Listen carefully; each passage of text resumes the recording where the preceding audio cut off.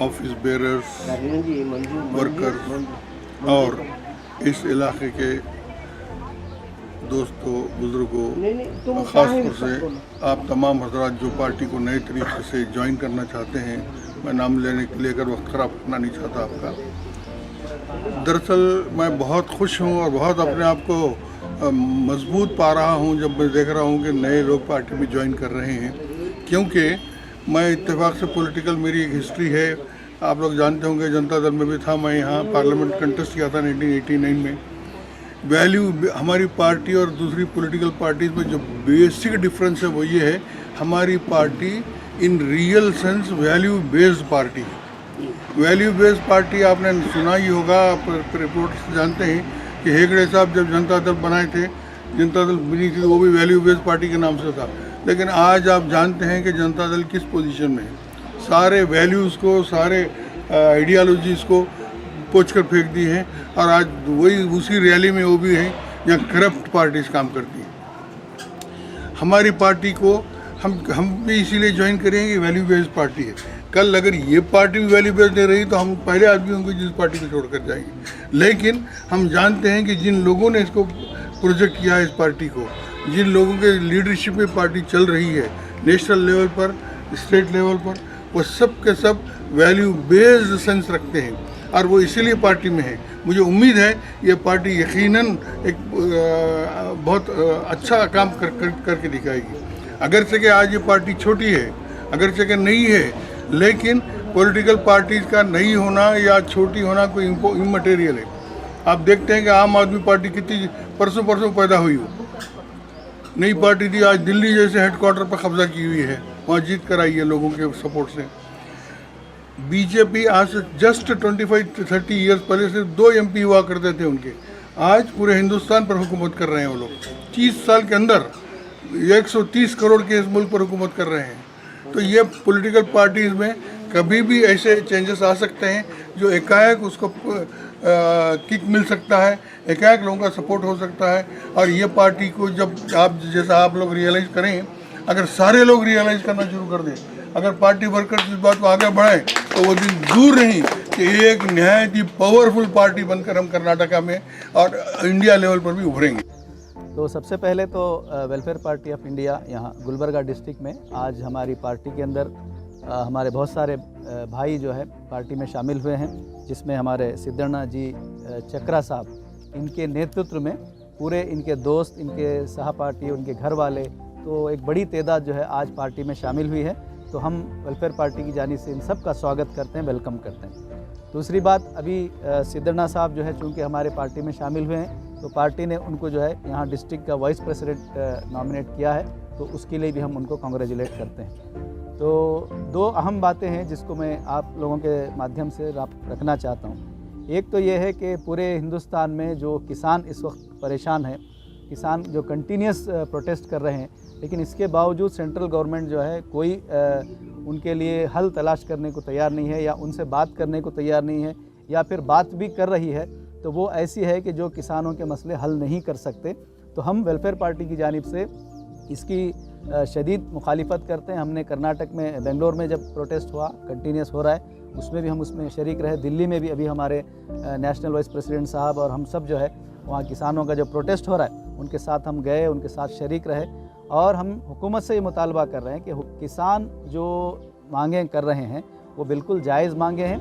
किसान ये चाहता है कि MSP को ख़त्म न किया जाए, मिनिमम सपोर्ट प्राइस को रखा जाए, और किसान ये चाहता है कि आप कारपोरेट कंपनियों के हवाले ना करें, बल्कि हमारे मुल्क की मईशत को, हमारे मुल्क की एग्रीकल्चर को जो है आप हिंदुस्तान के किसानों को करने दें, पहली बात।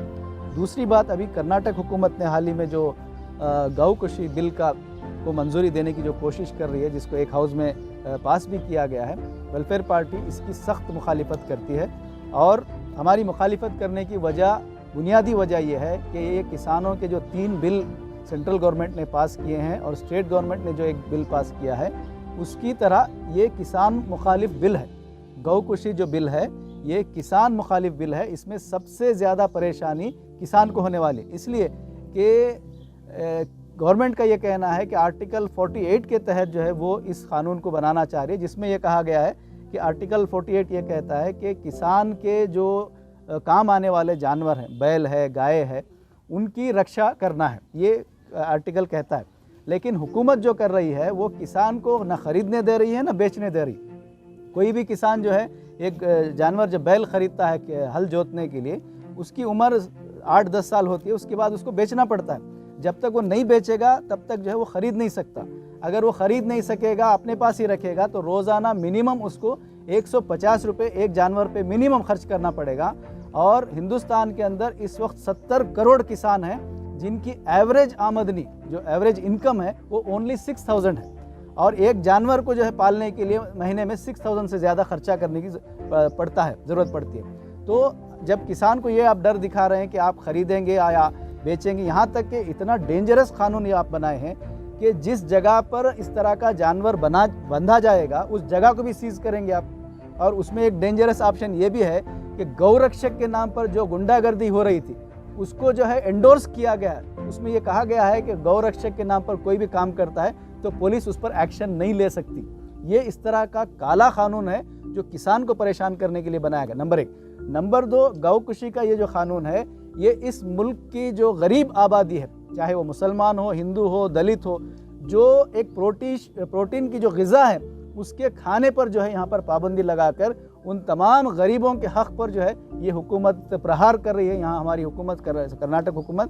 बोल के आप ये कर रहे हैं, ये पार्टी में जो है ना, दूसरे पार्टी में ओनली स्वार्थ है, ओनली जो है ना उनके रिलेशंस बढ़ रहे वहाँ, और क्या काम भी नहीं हो रहे। ये जो पार्टी सेकुलर पार्टी है इसलिए इसको ज्वाइन हो गया मैं।